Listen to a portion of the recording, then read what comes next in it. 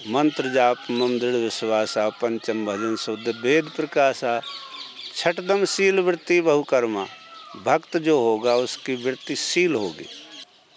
नमस्कार दोस्तों, जनता की आवाज़ में आप सभी का स्वागत करता हूं। मैं आपको लगातार दिव्य त्यागी संतों के दर्शन करवा रहा हूं, साथ ही साथ आप सभी के सवाल ले रहा हूं। और जिन महाराज जी की मैं बात कर रहा था, जिन महाराज जी की पिछली बार हमने सत्संग ली थी, आप सभी ने कहा जब भी वापस जाए। हालांकि मैं 2 बार यहाँ पर आया, महाराज जी के मुझे दर्शन नहीं हुए। और एक समय आया था तब महाराज जी ध्यान में थे, भजन में थे, तो मैं उनकी बाधा ना बनने की वजह से वापस चला गया।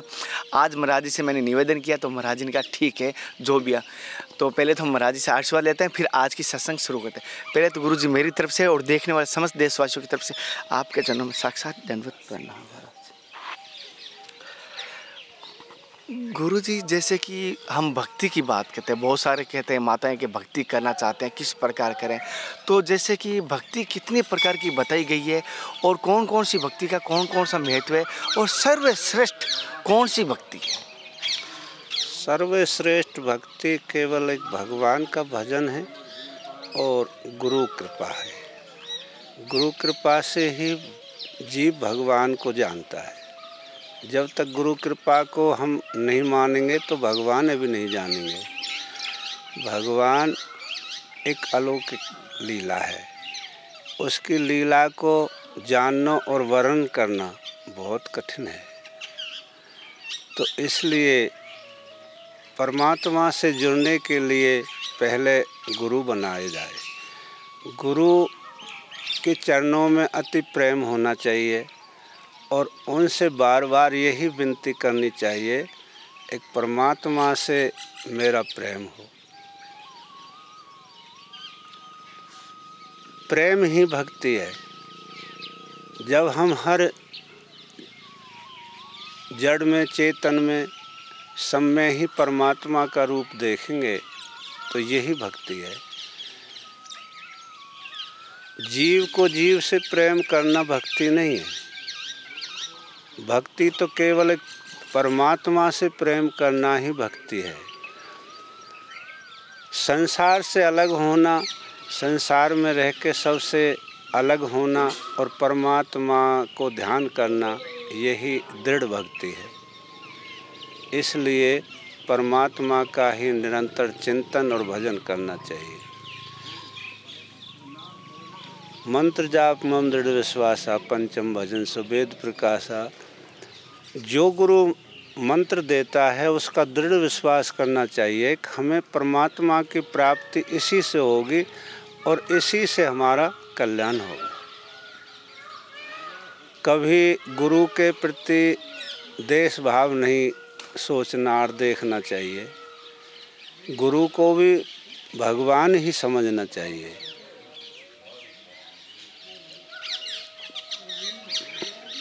ऐसा है, गुरु भी 2 प्रकार के होते हैं। एक गुरु तो ऐसा है, गु माने अंधकार और रू माने प्रकाश, जो अंधकार से प्रकाश में लाए और भगवान के दर्शन कराए। एक गुरु तो वो हैं और दूसरे गुरु वो हैं, शिष्य बनाते हैं और उसके धन को हर लेते हैं, उसके दुख को नहीं हरते। हरई शिष्य धन शोक न हरई, सोई गुरु घोर नरक में पड़ई। तो उस गुरु से तो कोई लाभ नहीं। लाभ तो उन्हीं गुरु से है जो परमात्मा के दर्शन कराएं। तो ऐसा गुरु बनाना चाहिए। और भक्ति कौन कौन सी है, जैसे नवदा भक्ति कहा गया, तो थोड़ा सा बताइए। प्रथम भक्ति संतन कर संगा। पहली भक्ति तो संतों के शरण में जाना, संतों की सेवा में रहना, यही है प्रथम भक्ति। संतन कर संगा। दूजी रति मम कथा प्रसंगा। दूजी भक्ति बताइए, एक जो भगवान की कथा है उनमें दृढ़ विश्वास करके उनको ग्रहण करना चाहिए। गुरुपद पंकज सेवा तीसरी भक्ति है। गुरुपद पंकज सेवा, गुरु के चरणों में प्रेम और उनकी सेवा में रत रहना, ये तीसरी भक्ति है। गुरुपद पंकज सेवा तीसरी भक्ति अमान। चौथी भक्ति मम गुणगन करो कपट तजगान। चौथी भक्ति में भगवान का गुणगान करना ही चाहिए, कपट को तज देना चाहिए, छल से रहित होना चाहिए। मंत्र जाप मम दृढ़ विश्वासा, ये पांचवी भक्ति है। जो गुरु मंत्र देता है उसको दृढ़ विश्वास करके उसको ही जपना चाहिए। एक इसी से हमको परमात्मा के दर्शन होंगे। जैसे सुतिक संजी है, ऋषि अगस्त के शिष्य थे, उनने किसी कारण से शिष्य ने आश्रम से निकाल दिया और वो किसी वृक्ष के नीचे जा बैठे और भगवान का ध्यान कर रहे थे। तो भगवान जब वन में विचरण कर रहे थे तो पेड़ की आड़ में खड़े होकर देख रहे थे। सुतिक संत अपने अंदर परमात्मा का रूप देख रहे हैं।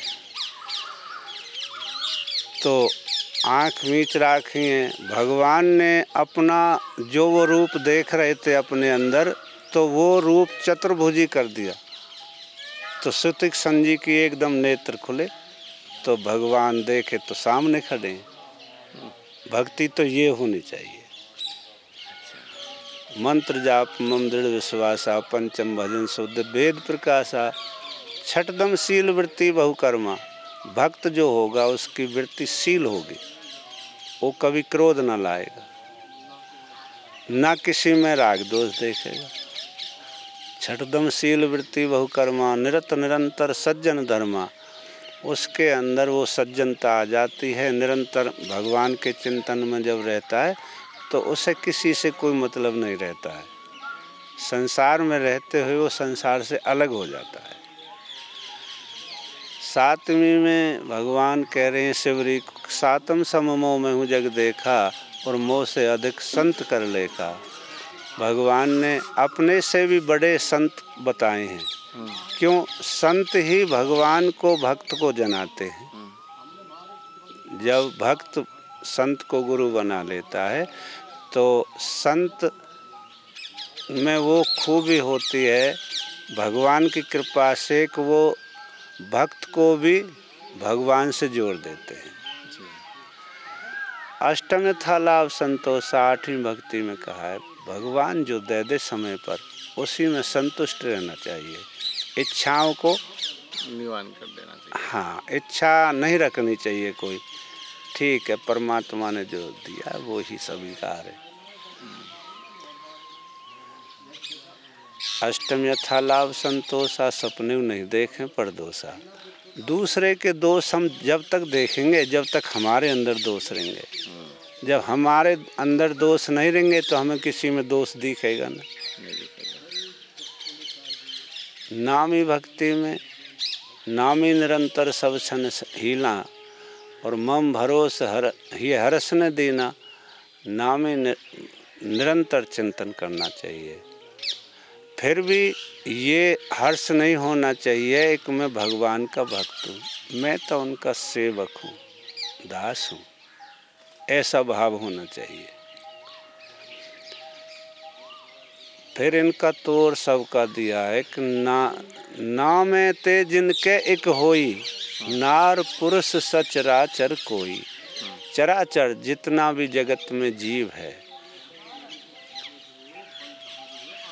उनका ऐसा ही भाव होना चाहिए। एक जा के अंदर एक भी भक्ति जागृत हो गई है, उसका उसी से कल्याण हो गया। नौ में से कोई भी भक्ति ग्रहण कर ली है। और 9 का 9 एक ही बराबर फल माना गया है या कोई उसमें भी ऊपर नीचे दिया गया है? फल एक ही है, लेकिन समर्पण होना पड़ेगा। समर्पण होना चाहिए। जब तक समर्पण नहीं होंगे जब तक फल नहीं मिलेगा। गुरुजी, जैसे कि अभी हम मंत्र जाप की बात भी इसमें आई थी नव भक्तियों के बीच में। जैसे एक बात, एक कोई भक्त है जो गुरु मंत्र लिया हुआ है और एक नाम जप लिया हुआ है, तो दोनों ही उनके अलग अलग है और वो दोनों करने चाहिए और दोनों में से अगर उसको एक करना चाहिए, ये कौन सा किस प्रकार करना चाहिए? एक अक्रिया होती है, क्रिया होती है। तो जिससे जो मंत्र गुरु ने हमें दिया परमात्मा की प्राप्ति के लिए। गुरु ने जो भी दिया है। हाँ, उसी मंत्र को हमें दृढ़ विश्वास करके उसी का जाप करना चाहिए। फिर नाम जब उसी के साथ हो जाएगी। सब उसी में आता है। सब उसी में आता है। नाम जाप से बड़ा कोई भजन नहीं है, और गुरु इसी रास्ता को बताते हैं। तो मतलब नाम जप से भी बड़ा है गुरु का दिया हुआ मंत्र। हाँ, मतलब भक्तों को अगर सही मार्ग बताएं। हाँ। जो गुरु ने जैसा बोला है। हाँ, चाहे कैसा भी बोला, वही मंत्र उन्होंने जप करना चाहिए। हाँ। अब उसमें एक और आती है, जो कान में दिया जाता है वही मंत्र होता है। हाँ, वही मंत्र होता है। कोई कान में देता है, कोई साइड में बैठा के देते हैं। नहीं, कान में ही दिया जाता है मंत्र। एक मंत्र होता है ऐसा कि जिसे चलता फिरता भी बोल सकता है। बोल सकता है। हाँ। एक मंत्र ऐसा होता है जो आसन से ही जपा जाता है। अच्छा। तो जो आसन से जपा जाता है वो क्रियामान है। वो क्रियामान है। अच्छा। फल तो उसका भी है जिससे हम चलते फिरते लगे, लेकिन वो अक्रिया में आता है। हाँ। और जो आसन से जपा जाता है वो क्रिया में आता है। अच्छा। दोनों का फल का महत्व है। फल दोनों का है, लेकिन कम बढ़ती है। क्रिया वाले का अधिक होगा। अधिक होगा। महाराज जी, एक जैसे एक सवाल है मेरे किसी भक्तों का, मैंने सवाल लेता हूँ तब उसमें लिखा है, मैं वो सारा मार्गदर्शन चाहते हैं। वो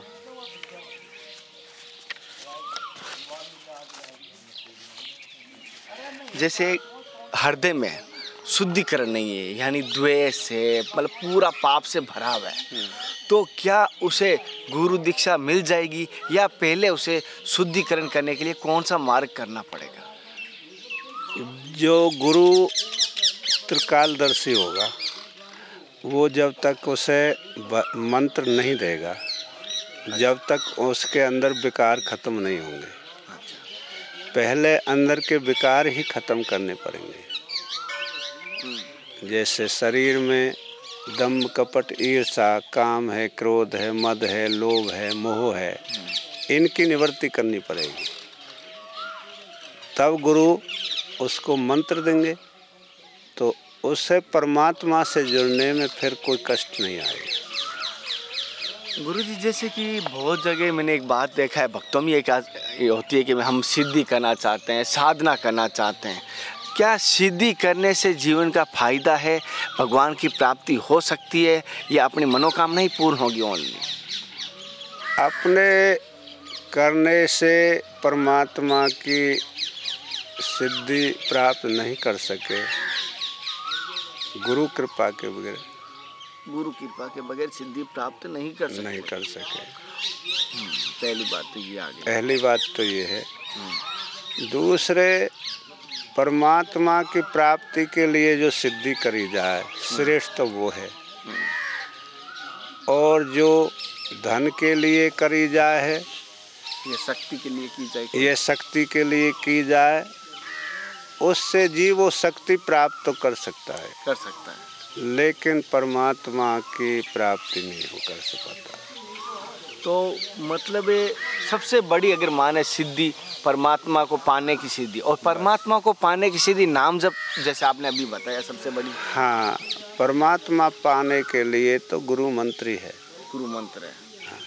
जो आज के समय जो एक सिद्धियाँ करते हैं, या जो लोगों की कह रहे मदद करते हैं, हेल्प करते हैं, तो सिद्धि बस अपने इस जीवन के काल तक ही साथ रहेगी वो? जब तक जीव से जुड़ा रहता है ना, जब तक परमात्मा से अलग होता है। अच्छा, इस संसार से जब तक जुड़ा हुआ है। हाँ, जब तक परमात्मा से अलग है जीव। यह तो वो शक्ति आ जाए सब में परमात्मा ही देखे। जैसे कि गुरुजी परमात्मा सब में देखते हैं, जड़ और चेतन सब में परमात्मा, जैसे पेड़ों में भी परमात्मा है, पौधों में भी परमात्मा है, और हम में भी है, उस जीव में भी है, चाहे उसे। तो किसी एक इंग्लैंड के बंदा था जो मांसाहारी है, उसको मैंने जब शाकाहारी का एक बात कही थी, समझाया था, कॉल पे भी बात की, तो उन्होंने मुझे एक विचित्र सवाल किया। हम अगर उसे मांसाहारी जीव समझ रहे हैं या भोजन समझ रहे हैं, दोनों में फ़र्क होता है, तो उन्हें क्या दोष लगेगा? दोष तो लगेगा जीव का। जीव जब संहार करेगा तो दोष तो है। तो दोस्त है, जैसे पेड़ों में भी जीव है। हाँ। हम पेड़ों को काट रहे हैं, पेड़ों का फल ले रहे हैं, उसकी फसल काट रहे हैं, तो वो भी जीव है, वो पाप नहीं लगेगा? जब फसल कब काटते हैं हम अपने लिए, तो तभी काटेंगे जब वो पक के तैयार हो जाएगी, उसमें जीव नहीं रहेगा। जीव तब तक रहता है जब तक कोई भी अंकुर बढ़ता है, और जब बढ़ने से रुक जाता है तो उसमें जीव नहीं रहता है। अब ये पेड़ है, ये सूख गया तो इसमें जीव नहीं रहा। अच्छा, अब बहुत सारे देखता हूँ हरे पेड़ होते हैं, हरी फसल होती है। हाँ, तो भी काटी जाती है। तो वो अपराध है। जैसे सब्जी होती है। हाँ। वो हरी फल में ही काटा जाएगा, वो फल है उसका, अलग किया जाता है उसको। वो उसमें अपराध नहीं है। क्यों? न्यू वो तो एक ऐसी फसल है, बोई इसलिए जाती है। जीव तो उसमें है, जीव है उसमें, ये भी बात है। जीव तो उसमें है, लेकिन उसमें अपराध नहीं है। हाँ, जैसे पेड़ है, इसमें से हमारा हक दातन तोड़ने का भी नहीं है। अच्छा। हाँ, अगर हम जो नियम का पालन किया जाए। हाँ, तो उसमें से हम दातन तोड़ने का हकदार नहीं है। अच्छा, नियम का पालन करना। ये शाखा हैं। शाखा है। अब हमारे अंदर, शरीर के अंदर ये शाखा हैं। अब हमारी इस उंगली को कोई काटे तो दर्द होगा, दुख होगा। तो ऐसी जब भावना जीव की बन जाती है तो समझो परमात्मा से जुड़ जाता है जीव। और जब तक किसी में हमें दूसरे का दुख ही नहीं देखा हमने, तो परमात्मा से तो बहुत दूर है जीव। अच्छा। ऐसा करने से ऐसा होता है, ऐसा करने से ऐसा होता है। जब तक हमें इन बातों को ज्ञान नहीं होगा, जब तक तो हम अपराध ही करेंगे। महाराज जी, जैसे कि सबसे बड़ी जैसे आशीर्वाद लिया या सिद्धि ली, वो बड़ी है, या वहाँ पर मैं कृपा मांगूं, जैसे आप संतों की कृपा हो, भगवान की मेरे ऊपर कृपा हो, क्या वो बड़ी रहेगी? कृपा तब ही मिलेगी जब हम विकारन से अलग हो जाएंगे, तो कृपा समझो मिल गई। और कृपा सबसे श्रेष्ठ है। हाँ, कृपा मिलेगी तभी, गुरु कृपा से ही जीव परमात्मा से जुड़ेगा। और अगर भगवान की हम कृपा पाना चाहते हैं, भगवान की कृपा से ही तो गुरु से मिलता है जी। अच्छा, हाँ, एक याद है कि आ भा भरोसे हनुमंता, बिन हरि कृपा मिले नहीं संता। भगवान की कृपा से ही जीव गुरु की शरण में जाता है, और उनके जो विकार हैं उनको निवारण गुरु करता है। महाराज जी, जैसे एक चीज़ मैंने देखा है कि हम सभी कहते हैं कि प्रारब्ध है और प्रारब्ध को भुगत रहे हैं या प्रारब्ध को भुगतना पड़ेगा। और जैसे कि मैं कल कामा गया था, और कामा में एक संत थे, मुरली मनोहर, वहाँ पे आश्रम में गया था। वो बड़े संत थे, दिव्य और बच्चापन के संत हैं, और उन्होंने बच्चापन से भजन किया है, और ऐसा तेज है उनका तो देखने में लोग हैं। लेकिन आज उनको एक साइड से थोड़ा पैरालाइज हो गए। तो बच्चापन से इतने भजन किया, इतनी तपस्या की, इतनी एनर्जी होने के बाद उनकी आशीर्वाद फलापता है, उनकी आज्ञा के पालन करने से वो मार्ग में सफल होता है, फिर भी वो अपना प्रारब्ध नहीं काट पा रहे। नहीं काट पाता है। जो संचित कर्म होता है जीव को, पता नहीं कितने अपराध किया है, सबकी निवृत्ति नहीं हो सकती। और फिर निवृत्ति तब तक नहीं होगी जब तक जीव तृष्णा को नहीं मारेगा। तृष्णा को नहीं मारेगा तब तक निवृत्ति नहीं होगी। अब ये तृष्णा कौन है, कैसे निवृत्ति होगी? तृष्णा जीव का एक अहम है। एक मैं पैसा वाला हो जाऊं तो मेरी इज्जत होगी दुनिया में, बहुत सारा होता है। तृष्णा जो है भाई, मैं प्रधानमंत्री बन जाऊं, ये तृष्णा है। लेकिन प्रारब्ध देखा नहीं जीव ने अपना, वो तो इच्छाओं में है। वो तो इच्छाओं में। तो तृष्णा, जब तक जीव तृष्णा में रहता है और हर जगह अपना वो देखता है मान सम्मान।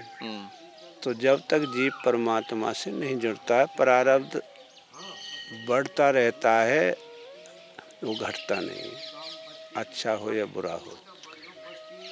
अब महाराज जी जैसे कि एक छोटा सा नए संत मतलब दीक्षा लेना चाहते हैं या नया अपने गुरु बनाना चाहते हैं, जो इस 13 जुलाई को गुरु पूर्णिमा भी आ रही है 1 महीना बाद में, तो लोगों में अब संशय ये है कि संप्रदाय बहुत है और कौन सी संप्रदाय से जुड़ें, या ऐसे भी हैं जो बिना संप्रदाय से भी अपनी अलग पंथा बनाई हुई है बहुत सारों की, मैं नाम किसी का नहीं लूँगा, तो उनका क्या मार्ग अपनाए, कौन सी संप्रदाय से जुड़े, ये सर्वश्रेष्ठ कौन सी संप्रदाय है? संप्रदाय ही ब्रह्म है, ऐसा कोई नहीं कि काई संप्रदाय में कोई संत बढ़िया नहीं है। हर संप्रदाय में संत बढ़िया भी हैं, घटिया भी हैं। तो बस ये जानना है, एक जो संत अहम को त्याग के और परमात्मा की चर्चा करता हो, कोई गाली दे रहा है वो भी ऐसा ही, जो सेवा कर रहा है वो भी ऐसा ही, इतनी समता आ जाए, समानता आ जाए, तो उस संत से दीक्षा लेने में कल्याण होगा। और जो संत इन बातों को नहीं जानता, तो समझो उससे दीक्षा लेने का कोई लाभ नहीं है।